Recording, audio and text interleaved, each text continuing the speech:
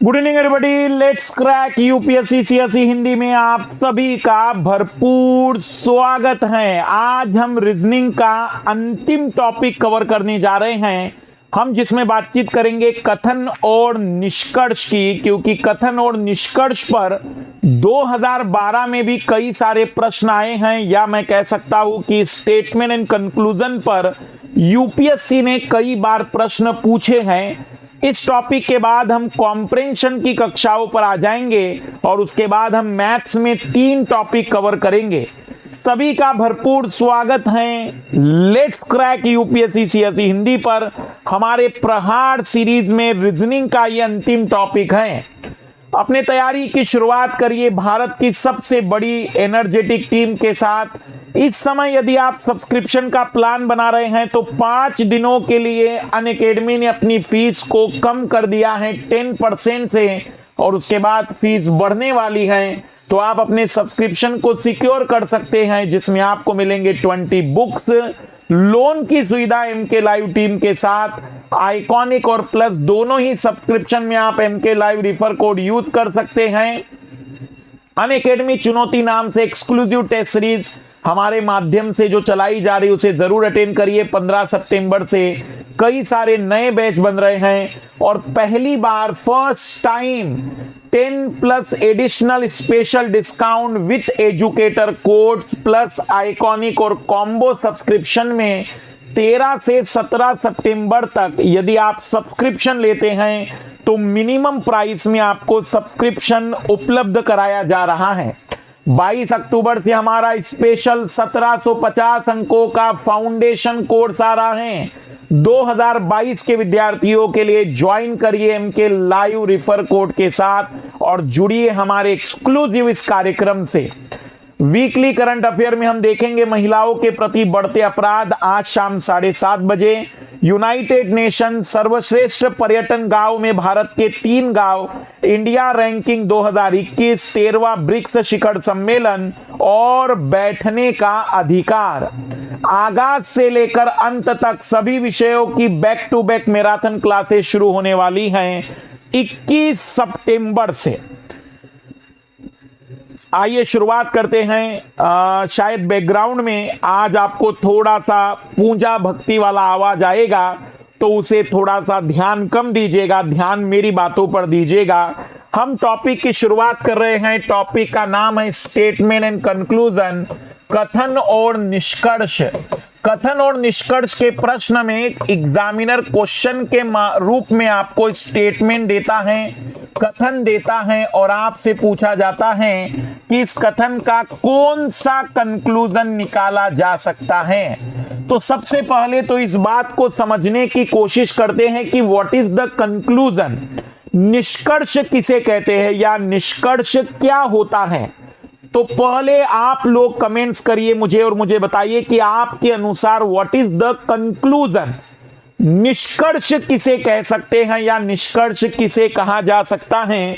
आइए जरा बताइए लाल लालियो, आपको क्या लगता है कि व्हाट इज द कंक्लूजन, निष्कर्ष क्या है या निष्कर्ष किसे कहते हैं। What is the conclusion.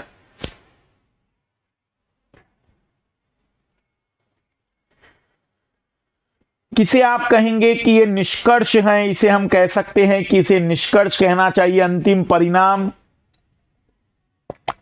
अंतिम परिणाम और कथन की कही गई बात बताना। तो आइए देखना कथन क्या होता है एक्चुअल में। अगर हम बात कर रहे हैं कंक्लूजन की, व्हाट इज द कंक्लूजन, तो कंक्लूजन में जो सबसे ज्यादा महत्वपूर्ण है, एक ऐसा परिणाम, एक ऐसा परिणाम जो पूर्णतः जो पूर्णतः दिए गए कथन पर आधारित हो, दिए गए कथन पर आधारित हो, पूर्णतः दिए गए कथन पर आधारित हो, दिए गए कथन पर आधारित हो, कथन पर आधारित हो, तथा जिस पर किसी प्रकार का संशय ना हो, जिस पर किसी भी प्रकार का संशय ना हो। तो हम वास्तविक रूप में परिणाम या निष्कर्ष जिसे कहते हैं, एक ऐसा परिणाम जो पूर्णतः दिए गए कथन पर आधारित हो, जो दिए गए पूर्णतः जानकारी पर आधारित हो और जिस पर किसी भी प्रकार का कोई संशय ना हो, संशय ना हो, तो ऐसे किसी भी कथन को हम निष्कर्ष के नाम से जानते हैं। ऐसे किसी भी बात को हम निष्कर्ष कह सकते हैं। आइए जरा देखते हैं इस परिभाषा का मतलब क्या है।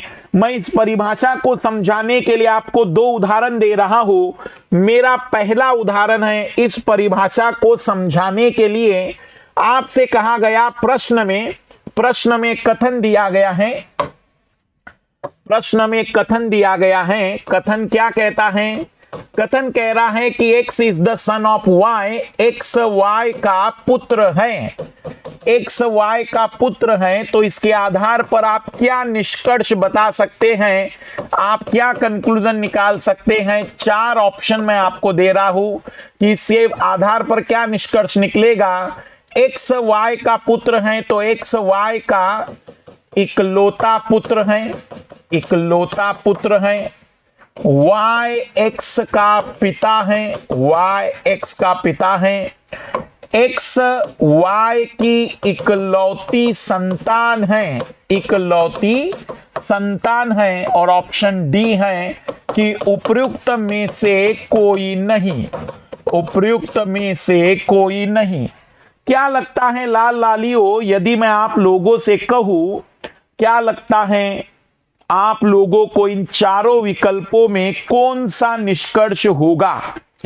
x y का पुत्र है, इस बात से क्या निष्कर्ष निकाला जा सकता है? और मेरी बात पर सभी लोग गौर करेंगे, जैसे कि मैंने आप लोगों के सामने भी बताया कि निष्कर्ष एक ऐसा कथन होता है जिस पर कोई संशय नहीं होगा, जिस पर कोई वाद विवाद नहीं होगा और वह पूरी तरह से दिए गए कथन पर आधारित होगा। तो सबसे पहले मैं आपको बता दूं कि x y का पुत्र है, इसमें कहीं से कहां तक इस बात का विवरण नहीं है कि वो इकलौता पुत्र है, इसलिए ए तो होगा ही नहीं। इकलौती संतान की कोई बात ही नहीं है। और क्योंकि x y का पुत्र है लेकिन y माता भी तो हो सकती थी, y का जेंडर कहां क्लियर है? y की जितनी संभावना पिता बनने की है उतनी संभावना माता बनने की है, इसलिए अभी इसमें संशय है, अभी इसमें डाउट है, इसलिए यह भी निष्कर्ष नहीं हो सकता है। आंसर आएगा कि निष्कर्ष होगा उपर्युक्त में से कोई नहीं, क्योंकि एक्स के जेंडर के बारे में कोई जानकारी नहीं है। मेरे सभी भावी आईएएस इस बात पर गौर करेंगे कि जब भी वह कथन और निष्कर्ष के प्रश्नों को हल करे तो वह इस बात पर जरूर ध्यान दे कि पूर्णतः कथन पर आधारित, जिसमें कोई संशय, डाउट और विवाद नहीं होता है। और इसीलिए इसका आंसर आएगा केवल और केवल ऑप्शन डी, उपरोक्त में से कोई भी नहीं, पूर्णतः कथन पर आधारित। आइए मैं अभी आपको एक और प्रश्न दे रहा हूं और मैं जानना चाहूंगा कि मेरी परिभाषा कितने लोगों तक पहुंच पाई है। तो मेरा कथन है लाल लालियों, रात के समय किसी वृक्ष के नीचे नहीं सोना चाहिए, नहीं सोना चाहिए। एक कथन है, रात के समय किसी वृक्ष के नीचे नहीं सोना चाहिए।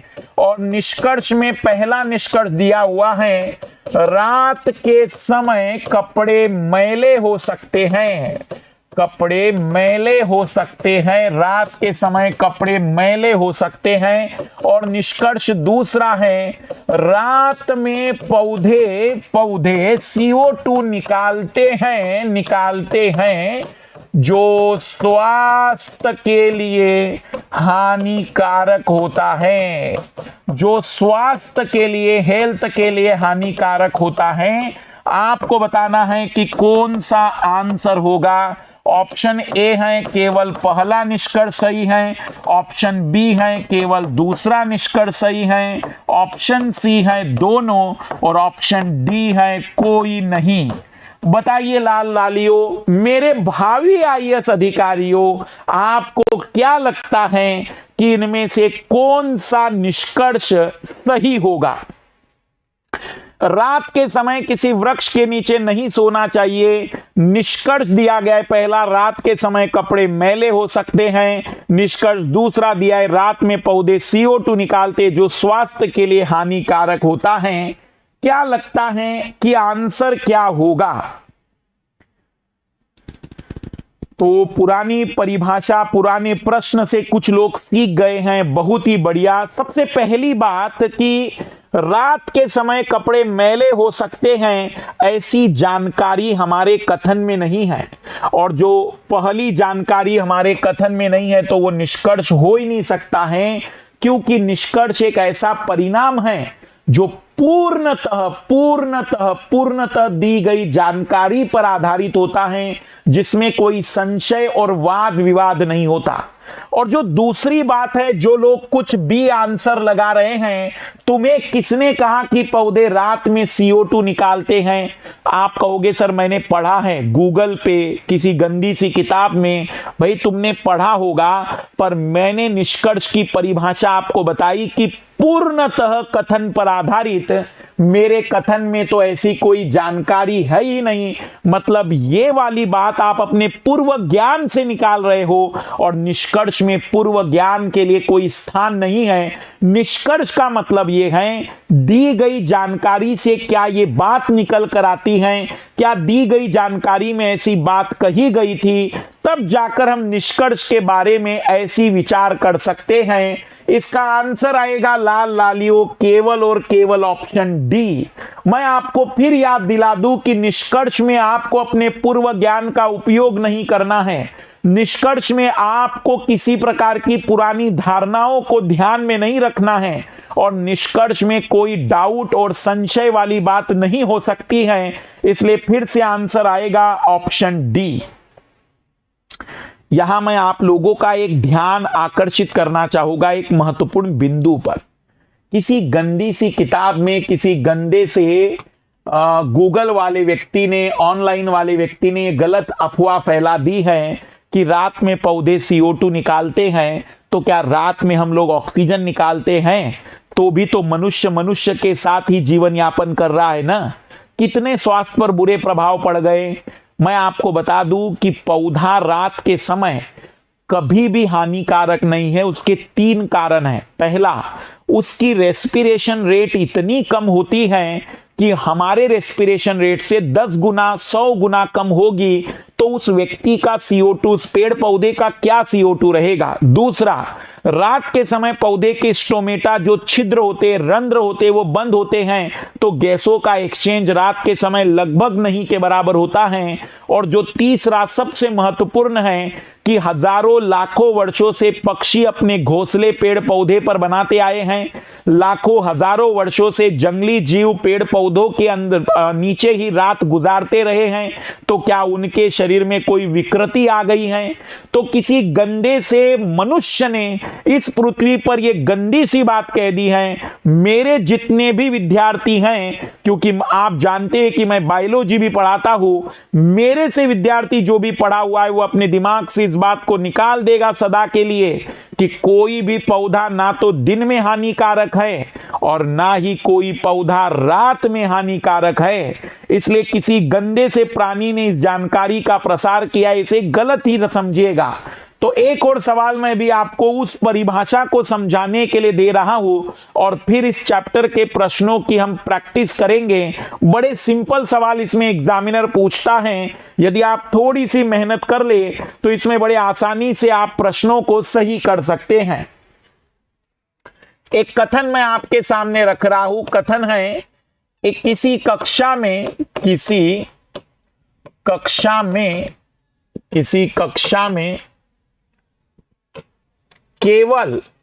केवल लड़के फुटबॉल खेलते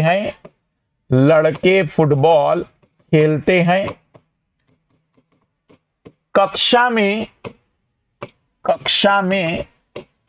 40 लड़के और 30 लड़कियां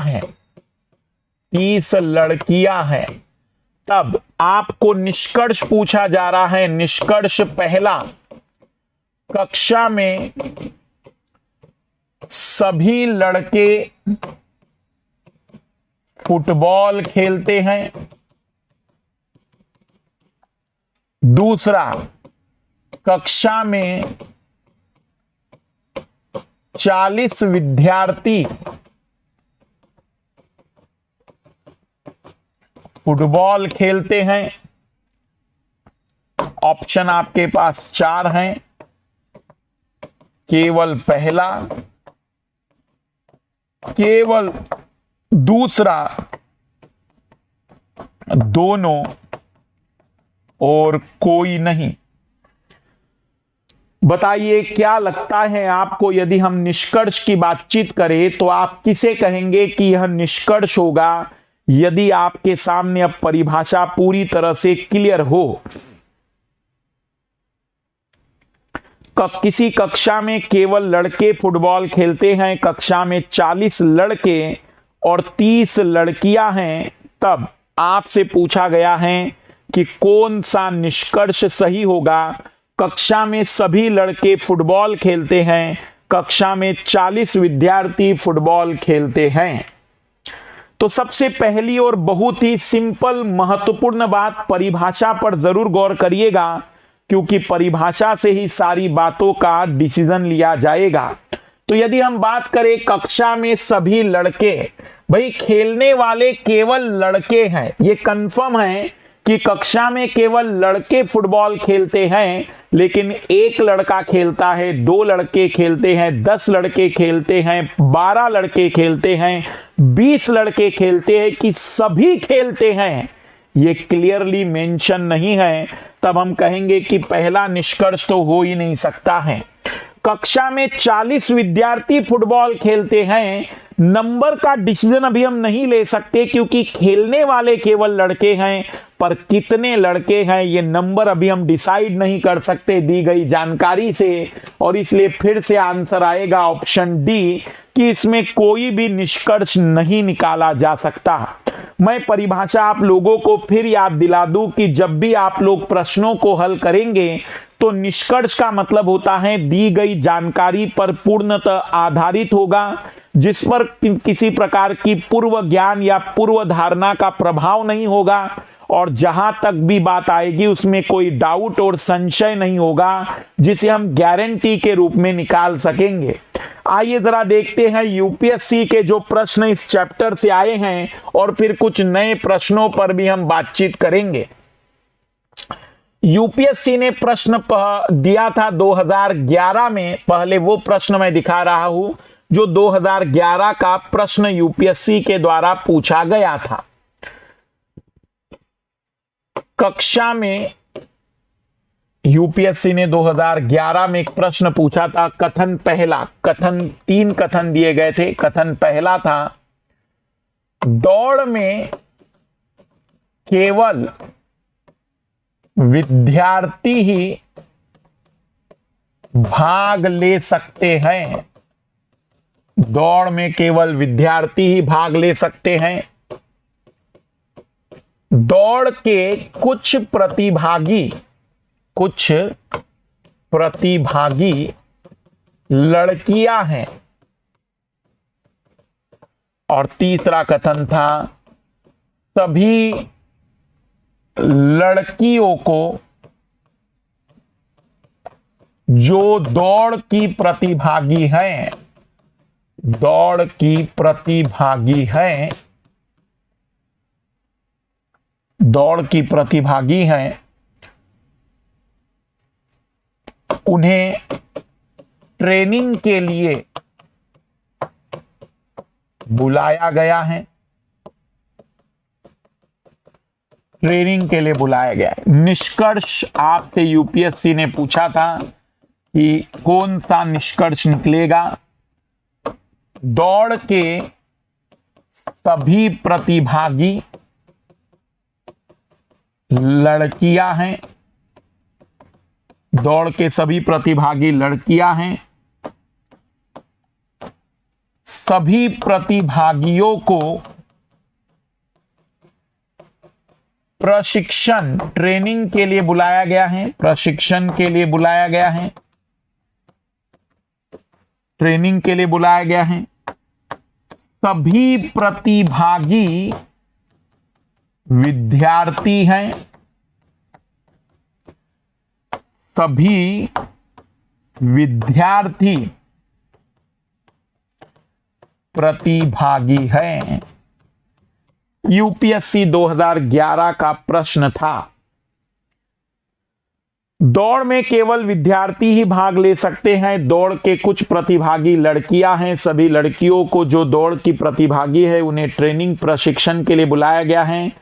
निष्कर्ष दिए गए थे 4। आपसे पूछा जा रहा है कि इन चारों में से कौन सा निष्कर्ष सही होगा।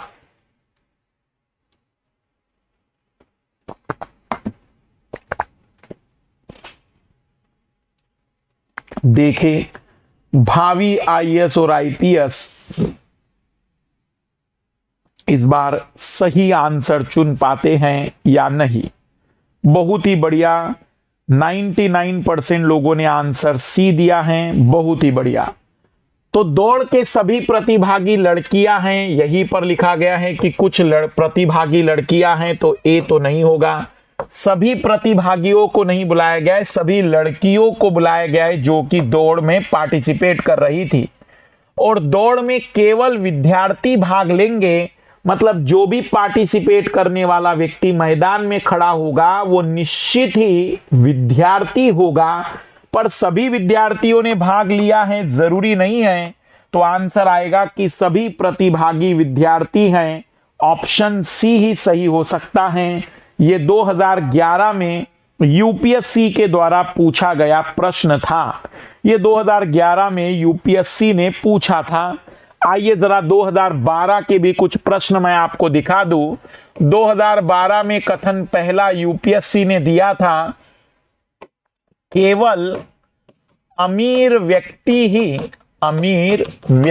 ही वायु मार्ग का किराया देने में सक्षम है, किराया देने में सक्षम है, केवल अमीर व्यक्ति। कथन दूसरा, जो वायु मार्ग से यात्रा करते हैं, जो वायु मार्ग से यात्रा करते हैं, उनमें कुछ बीमार हो जाते हैं, बीमार हो जाते हैं। तीसरा, जो बीमार हो जाते हैं, बीमार हो जाते हैं, उनमें कुछ को इलाज की आवश्यकता होती है, इलाज की आवश्यकता होती है। ऑप्शन यूपीएससी ने दिए थे 4। सभी यात्री जो वायु मार्ग से यात्रा करते हैं, वायु मार्ग से यात्रा करते हैं, बीमार हो जाते हैं, बीमार हो जाते हैं। सभी अमीर व्यक्ति वायु मार्ग से यात्रा करते हैं, जो वायु मार्ग से यात्रा करते हैं, वायु मार्ग से यात्रा करते हैं, वे अमीर हैं। और ऑप्शन डी, सभी अमीर व्यक्ति बीमार हो जाते हैं। सभी अमीर व्यक्ति बीमार हो जाते हैं। सभी यात्री जो वायु मार्ग से यात्रा करते हैं बीमार हो जाते हैं। सभी अमीर व्यक्ति वायु मार्ग से यात्रा करते हैं। जो वायु मार्ग से यात्रा करते हैं वे अमीर हैं। सभी अमीर व्यक्ति बीमार हो जाते हैं। क्या लगता है कि यदि आपसे कहा जाए कि इन तीनों के आधार पर इन तीनों कथनों के आधार पर क्या कंक्लूजन हम डिराइव कर सकते हैं, कौन सा निष्कर्ष निकाला जा सकता है? बहुत ही बढ़िया। भावी आईएएस और आईपीएस में अब देखें कितने लोग सही आंसर तक पहुंच पाते हैं। तो मैं फिर से आपको बताऊं, मैं आपको फिर से याद दिला दूं कि सवालों में जब भी आप हल करें तो बातों पर गौर करिएगा। परिभाषा कहता है कि पूर्णतः कथन पर आधारित सभी यात्री जो वायु मार्ग से यात्रा करते बीमार हो जाते, तो उसने कहा सभी नहीं, कुछ बीमार हो जाते हैं। पहली वाली बात गलत है। सभी अमीर व्यक्ति, भाई वायु मार्ग से यात्रा केवल अमीर व्यक्ति करता है, लेकिन सभी अमीर व्यक्ति करते हैं स्पष्ट रूप से नहीं कह सकते। सभी अमीर व्यक्ति बीमार हो जाते हैं, उसने कहा कुछ बीमार हो जाते हैं। जो वायु मार्ग से यात्रा करते हैं वे अमीर है कि क्योंकि केवल अमीर व्यक्ति ही वायु मार्ग का किराया देने में सक्षम हैं। अब ऐसा मत सोचना, कुछ लोग कहेंगे नहीं सर अब तो गरीब लोग भी वायु मार्ग से यात्रा करते हैं। तो अब लोग क्या करते हैं हमें उससे कोई मतलब नहीं। मेरे कथन के आधार पर यह निष्कर्ष जरूर निकाला जा सकता है, मेरी दी गई जानकारी के आधार पर यह परिणाम जरूर निकाला जा सकता है, यह मैं आपके सामने दावे से कह सकता हूं। तो यह प्रश्न का आंसर निकाला जा सकता है। इसलिए जब भी आप लोग तैयारी करें कथन और निष्कर्ष जैसे चैप्टर की, जैसे टॉपिक की, तो बस इतनी बात जरूर सावधानी पूर्वक रखना कि अपना पूर्व ज्ञान, अपना वर्तमान ज्ञान, अपना अनुभव अपने किसी पड़ोसी के घर पर छोड़कर आ जाना। तुम्हें कथन में जो दी गई जानकारी है उसी से निष्कर्ष को निकालना होगा। आइए एक बार और फिर से एक और प्रश्न हल करते हैं। आइए जरा देखें कितने लोग इस प्रश्न का उत्तर बढ़िया से निकाल सकते हैं। एक और खूबसूरत सवाल मैं आपके सामने रख रहा हूं। कथन दिया गया है मैं टीवी केवल तब देखता हूं जब मैं बोर होता हूं। मैं टीवी केवल तब देखता हूं जब मैं बोर होता हूं। दूसरा कथन है यदि मैं भाई के साथ होता हूं तो बोर नहीं होता। तीसरा कथन है मैं जब भी सिनेमा देखने जाता हूं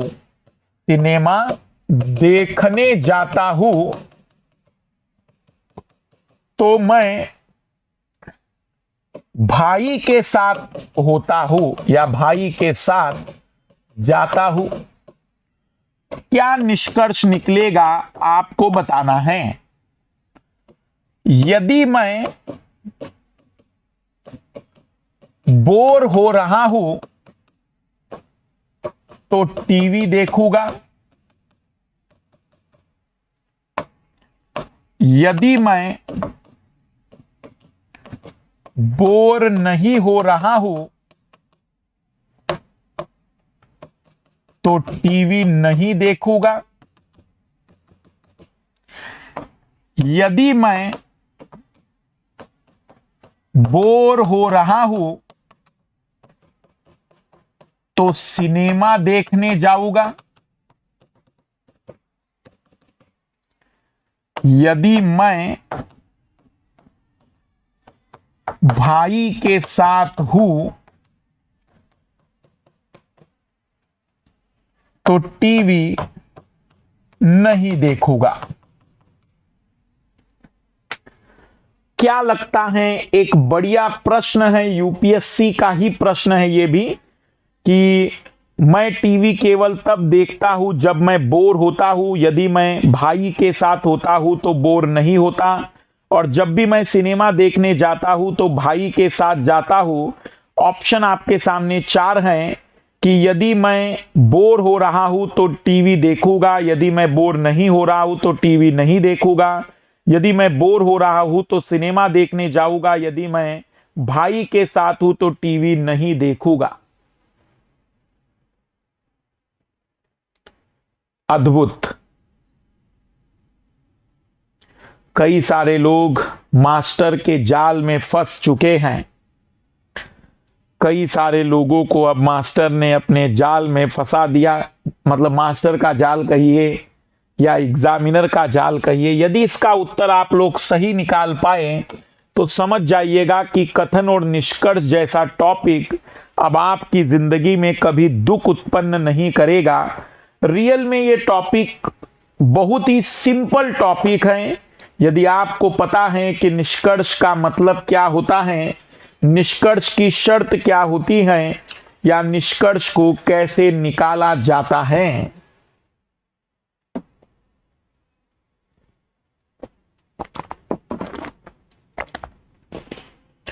तो सबसे पहली और इंपॉर्टेंट बात, मैं टीवी केवल तब देखता हूं जब मैं बोर होता हूं। इस कथन का मतलब समझिए। मैं टीवी केवल तब देखता हूं जब मैं बोर होता हूं, इसका मतलब मेरे टीवी देखने का केवल एक ऑप्शन है, मेरा बोर होना। लेकिन अगर मैं बोर हो रहा हूं तो जरूरी नहीं कि मैं टीवी ही देखूंगा। इसका मतलब समझना, मैंने कहा कि मैं टीवी केवल तब देखता हूं जब मैं बोर होता हूं। शब्द पर गौर करेंगे। मैं टीवी केवल तब देखता हूं जब मैं बोर होता हूं। तुमने मुझे टीवी देखते हुए देखा तो आप कहेंगे सर गारंटेड आप बोर हो रहे थे। पर अगर मैं बोर हो रहा हूं तो प्रश्न ये, कथन ये नहीं कह रहा है कि अगर मैं बोर हुआ तो मैं टीवी ही देखूंगा। Point is noted milord. कथन ये नहीं कह रहा है कि यदि मैं बोर हो रहा हूं तो मैं टीवी ही देखूंगा।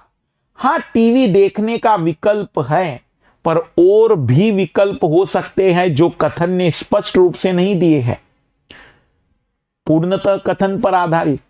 लेकिन यदि मैं बोर नहीं हो रहा हूं तो मैं टीवी नहीं देखूंगा, क्योंकि मेरे टीवी देखने का केवल एक विकल्प है, मेरा बोर होना। तो यदि मैं बोर नहीं हो रहा हूं तो मैं कुछ भी करूं, मैं टीवी तो नहीं देखूंगा। तो लाल लालियो, यदि मैं बोर हो रहा हूं तो टीवी देखूंगा ही, जरूरी नहीं है। यदि मैं बोर हो रहा हूं तो सिनेमा देखने जाऊंगा, जरूरी नहीं है। यदि भाई के साथ हूं तो टीवी नहीं देखूंगा, ये तो बकवास है। आंसर आएगा कि यदि मैं बोर नहीं हो रहा हूं तो मैं टीवी तो नहीं देखूंगा, क्योंकि मैं टीवी केवल तब देखता हूं जब मैं बोर होता हूं। हाथ खड़ा करिएगा ईमानदारी से। तुम्हें भावी आईएएस कहना शुरू किया है मैंने, यहां से तुम्हें भावी आईपीएस बना रहा हूं। ईमानदारी पूर्वक हाथ खड़ा करना, कितने लोगों का आंसर आया है सही। यदि मैं बोर नहीं हो रहा हूं तो मैं टीवी नहीं देखूंगा। यदि मैं बोर नहीं हो रहा हूं तो मैं टीवी नहीं देखूंगा। तो कथन निष्कर्ष बहुत सिंपल टॉपिक है, लेकिन वास्तविक रूप में यदि परीक्षक चाहें तो इसमें भी जीवन को दुखी कर सकता है।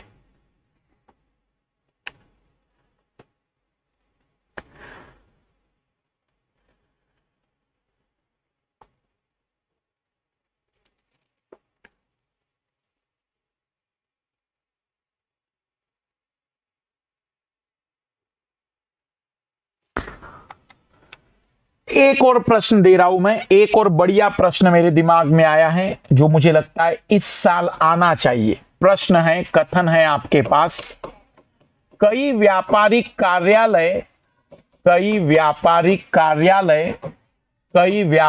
कार्यालय उन इमारतों में स्थित हैं, उन इमारतों में स्थित हैं। कई व्यापारिक कार्यालय उन इमारतों में स्थित है जो 2 से 8 मंजिला हैं, जो 2 से 8 मंजिला हैं।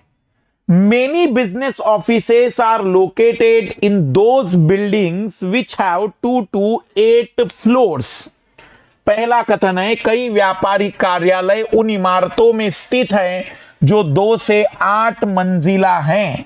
ये वो प्रश्न है कि कोई भी तुम्हारे सामने हवाबाजी करे, उसे फेंक देना, 2-4 दिनों तक कथन निष्कर्ष में वो तुम्हारे सामने बोलने की हिम्मत नहीं करेगा।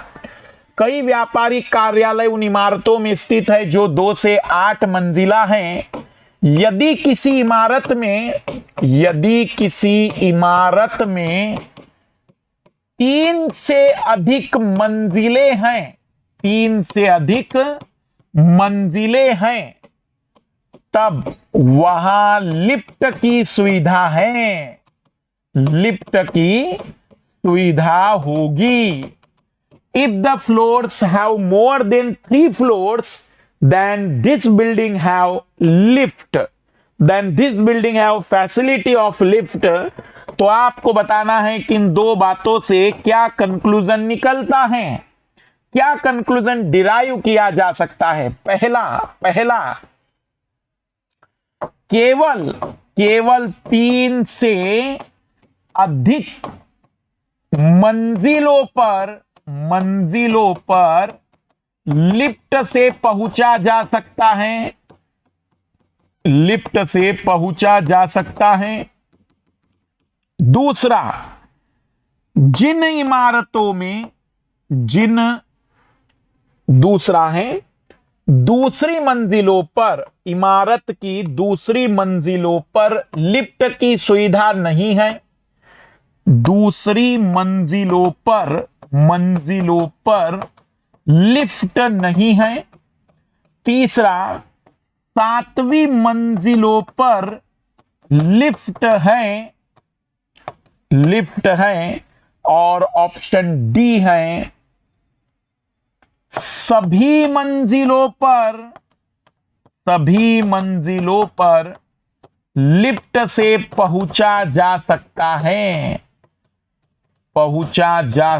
है। कथन, कई व्यापारिक कार्यालय उन इमारतों में स्थित है जो 2 से 8 मंजिला हैं। यदि किसी इमारत में 3 से अधिक मंजिलें हैं, तब वहां लिफ्ट की सुविधा है। ऑप्शन है, केवल 3 से अधिक मंजिलों पर लिफ्ट से पहुंचा जा सकता है, दूसरी मंजिलों पर लिफ्ट नहीं है। 7वीं मंजिलों पर लिफ्ट है, सभी मंजिलों पर लिफ्ट से पहुंचा जा सकता है, या 7वीं मंजिलों पर लिफ्ट से पहुंचा जा सकता है। बताइए लाल लालियों की क्या आंसर लगता है। यदि आपसे यह प्रश्न पूछा जाए, क्या लगता है मेरे भावी आईएएस और आईपीएस विद्यार्थियों को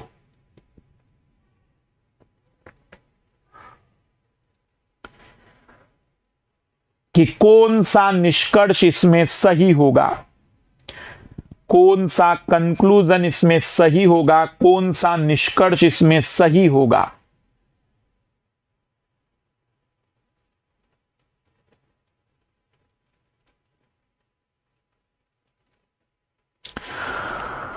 तो बहुत ही खूबसूरत प्रश्न है। इमेजिनेशन हम कर रहे हैं कि मान लीजिए ये बोर्ड पर बनाया हुआ वो एरिया है जहां 2 से 8 मंजिला इमारतें मिलती हैं, जहां 2 से 8 मंजिला अलग अलग फ्लोर्स हैं।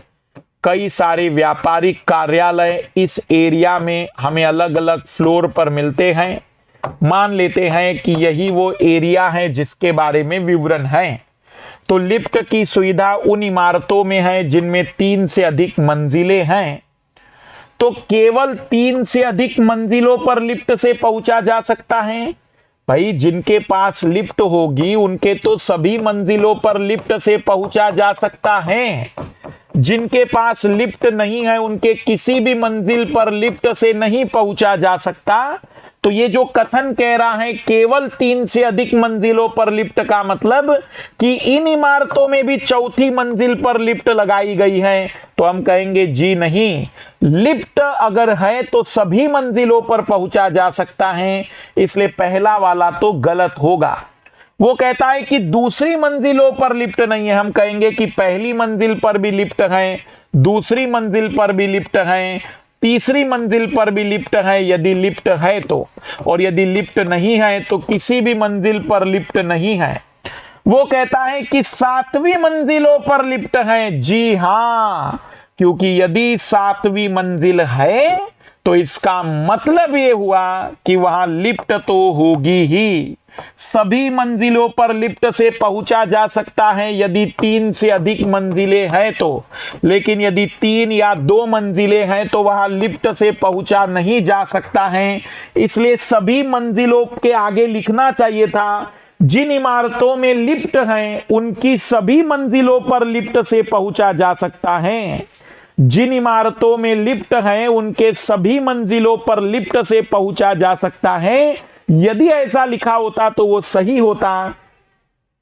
फिर से इस प्रश्न का आंसर आएगा ऑप्शन सी।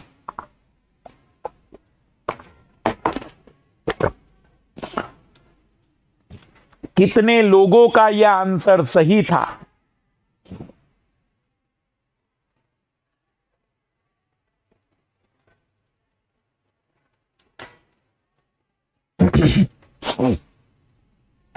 दो मंजिलों पर लिफ्ट नहीं है, कुछ लाल लाली कह रहे दूसरी मंजिलों पर लिफ्ट नहीं है। जी हां, दूसरी मंजिलों पर लिफ्ट नहीं है, उनकी मंजिलों पर लिफ्ट नहीं जहां लिफ्ट नहीं है, लेकिन जहां लिफ्ट है उनकी दूसरी तीसरी हर मंजिल पर लिफ्ट है। इसलिए यह कथन पूरी तरह से सही नहीं है। ये कुछ इमारतों में तो सही होगा, लेकिन यह कथन सभी इमारतों में सही होगा जहां भी 7वीं मंजिल होगी वहां लिफ्ट होगी। और इसीलिए मैंने आपसे कहा था कि जब भी ये प्रश्न आए और कोई भी हवाबाजी करे आपके सामने कथन निष्कर्ष में, फेंक देना, कुछ दिनों तक मुलाकात नहीं करेगा।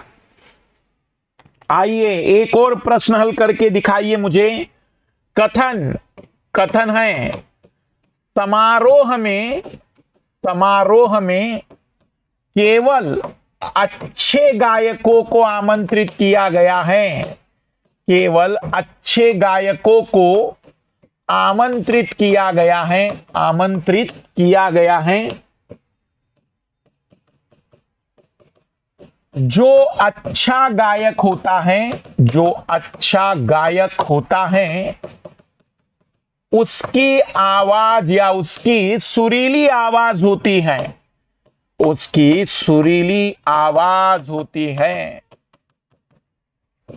निष्कर्ष पहला, समारोह में आमंत्रित सभी गायकों की सुरीली आवाज है।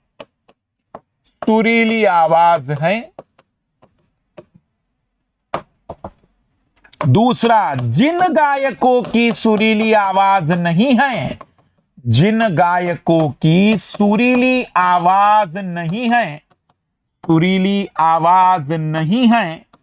उन्हें समारोह में आमंत्रित नहीं किया गया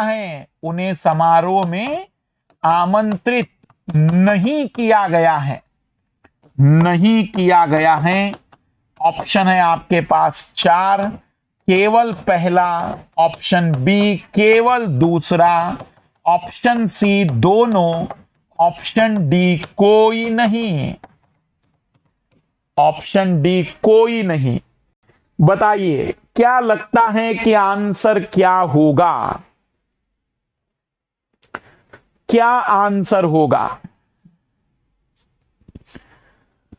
समारोह में केवल अच्छे गायकों को आमंत्रित किया गया है। जो अच्छा गायक होता है उसकी सुरीली आवाज होती है। निष्कर्ष, समारोह में आमंत्रित सभी गायकों की सुरीली आवाज है। जिन गायकों की सुरीली आवाज नहीं है उन्हें समारोह में आमंत्रित नहीं किया गया है। क्या आंसर लगता है आप लोगों को कि इस प्रश्न का आंसर क्या होगा?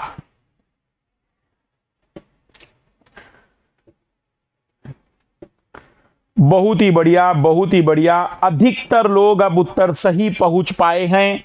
समारोह में केवल, केवल शब्द इसमें बहुत महत्वपूर्ण भूमिका निभाएगा। केवल अच्छे गायकों को आमंत्रित किया गया, मतलब सभी गायकों की आवाज सुरीली होगी, क्योंकि सभी अच्छे गायक होंगे और जो अच्छा गायक उसकी सुरीली आवाज है, तो सभी गायकों की सुरीली आवाज होगी। जिन गायकों की सुरीली आवाज नहीं, वो अच्छे गायक नहीं, तो हमने समारोह में उन्हें आमंत्रित भी नहीं किया होगा। आंसर आना चाहिए था कि दोनों ही निष्कर्ष बिल्कुल सही हैं। दोनों ही निष्कर्ष बिल्कुल सही हैं, क्योंकि समारोह में केवल अच्छे गायकों को आमंत्रित किया गया है। बहुत ही बढ़िया, बहुत ही बढ़िया। तो इसी के साथ रीजनिंग के जो टॉपिक हमने आपसे प्रॉमिस किए थे वो कंप्लीट करा दिए हैं। यदि आपको कोई और टॉपिक लगता है कि वो आता है, उसे बना दीजिएगा, तो मुझे जरूर बताइएगा। कल से सीसेट में हम देखेंगे कॉम्प्रेंशन। कल से हम बातचीत करेंगे 3 दिनों के लिए कॉम्प्रेंशन के प्रश्नों की। तो कल से 3 दिन सीसेट में हम डेडिकेट करेंगे गद्यांश पर, क्योंकि गद्यांश बहुत ही महत्वपूर्ण है। तो नेक्स्ट क्लास में हम देखेंगे इसके आगे की बातचीत और उसके बाद फिर मैथ्स की कक्षाओं पर आ जाएंगे। बाय।